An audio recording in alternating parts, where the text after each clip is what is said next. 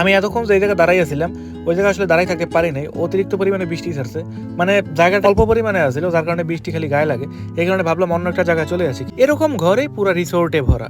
আর এই ঘরের মধ্যেই দেশ বিদেশ থেকে যত মানুষ আসে তারা কিন্তু তাদের ছুটিটা এই ঘরগুলোর মধ্যেই কাটায়। না দেখেন এই দরজাটা ঠিক এভাবে করে আটকায়, এই যে উপর দিয়ে একটা হুক আছে, এটা দিয়ে দিলে একেবারে সেফ। বাইরে থেকে মানুষ চাইলেও এখন আর খুলতে পারবে না, যদি উপর দিয়ে হাত দিলে খোলা যায়, বাট একটা বাচ্চা কিন্তু চাইলে এগুলো খুলবে না।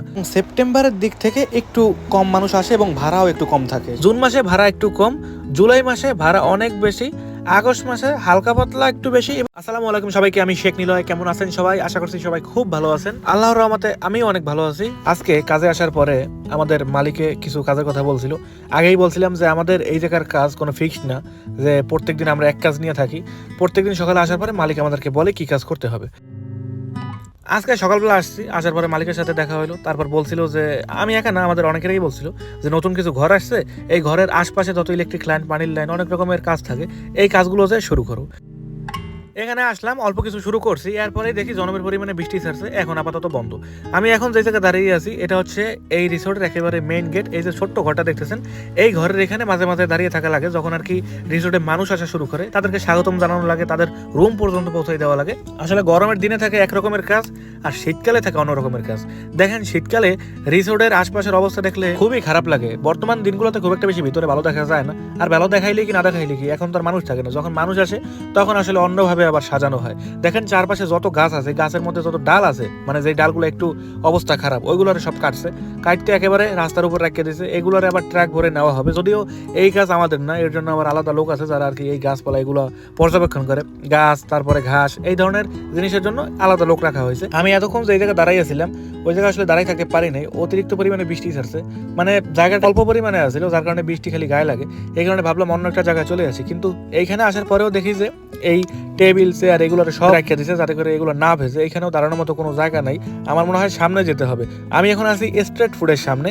এই খাবারটা অনেকেই পছন্দ করে যারা এই রিসোর্টে ঘুরতে আসে। এখানে অনেকগুলো দোকান আছে, এর মধ্যে একটা হচ্ছে আইসক্রিমের দোকান, একটা হচ্ছে পাস্তার দোকান, আর একটা হচ্ছে সাগরের মাছ, তারপরে অক্টোপাস, এই ধরনের জিনিসগুলো পাওয়া যায়।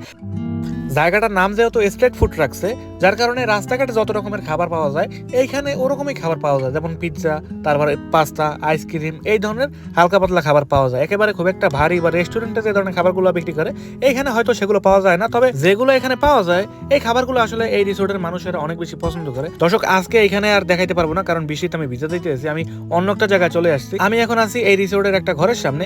এরকম ঘরেই পুরো রিসোর্টে ভরা। আর এই ঘরের মধ্যেই দেশ বিদেশ থেকে যত মানুষ আসে তারা কিন্তু তাদের ছুটিটা এই ঘরগুলোর মধ্যেই কাটায়। 15 দিন থাকে কেউ, 17 দিন থাকে কেউ, এক সপ্তাহ, 5 দিন, 7 দিন করে কিন্তু এক একজনে কাটায়। আমি এখন আছি ডোন আন্তোনিওর 500 নম্বর ঘরের সামনে, আর এই জায়গাটার নাম হচ্ছে হ্যাপি ক্যাম্প। হ্যাপি ক্যাম্পের মধ্যে এখন আছি। দরজাটা তালা মারা, আর নয়তো ভিতরে যেয়ে দেখাইতে পারতাম, যদিও ভিতরে এখন এলোমেলো, খুব একটা বেশি সুন্দর দেখায় না। দর্শক এই ঘরের সামনে কিন্তু অনেক জায়গা আছে, এই জায়গায় কিন্তু অনেক বাচ্চারা খেলতে পারে, আর অনেক রকমের ব্যবস্থা কিন্তু আছে। বড় একটা টেবিল দেওয়া হয়, সামনে বসে সবাই যাতে একসাথে খেতে পারে। আর এই ঘরগুলোর মধ্যে কিন্তু বেশ ভালো জায়গা আছে, যদিও বাইরে থেকে দেখতে অনেক ছোট মনে হয়, বাট ভিতরে কিন্তু বেশ ভালো জায়গা আছে। দেখেন দর্শক, এখানে একটা দরজা আছে, যে দরজাটা চাইলে কিন্তু আটকাই দিতে পারবেন, যাতে করে কোনো বাচ্চা যাতে বাইরে না বাইরে দিতে পারে। আর দেখেন চারপাশে কি সুন্দর করে ঘাস লাগানো হয়েছে। এই ধরনের প্রাকৃতিক দৃশ্য দেখতেই আসলে অনেক রকমের মানুষ এই ধরনের রিসোর্ট গুলাতে আসে, কারণ হোটেলে গেলে কিন্তু খুব বেশি শান্তি পাওয়া যায় না।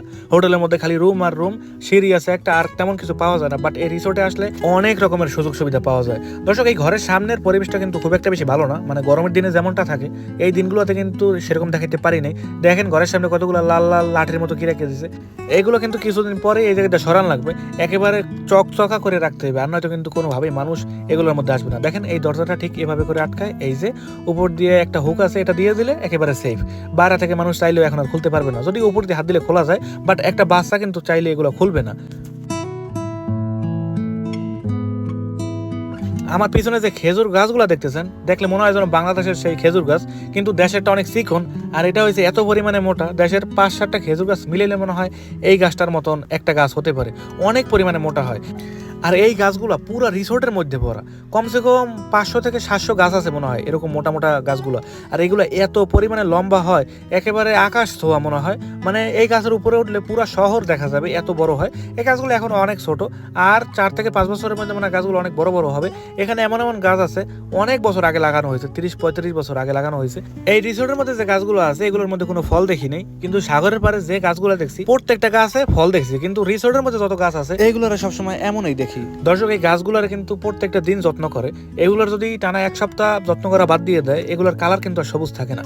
এই সবুজ রাখার জন্য যে কত মানুষ খাটে আর কত যে মেডিসিন দেয় এই গাছের উপরে বিশাল বিশাল মেশিন দিয়ে তারপর আসলে মেডিসিন গুলো দেয়। আর দেখেন এই পাশে কিছু ফুল গাছ আছে, একেবারে বাংলাদেশের যে বেলি ফুলগুলো দেখছিলাম ঠিক ওরকম দেখা যায়। বেলি ফুলই তো বলা হয়, সাদা সাদা যে ফুলগুলো থাকে।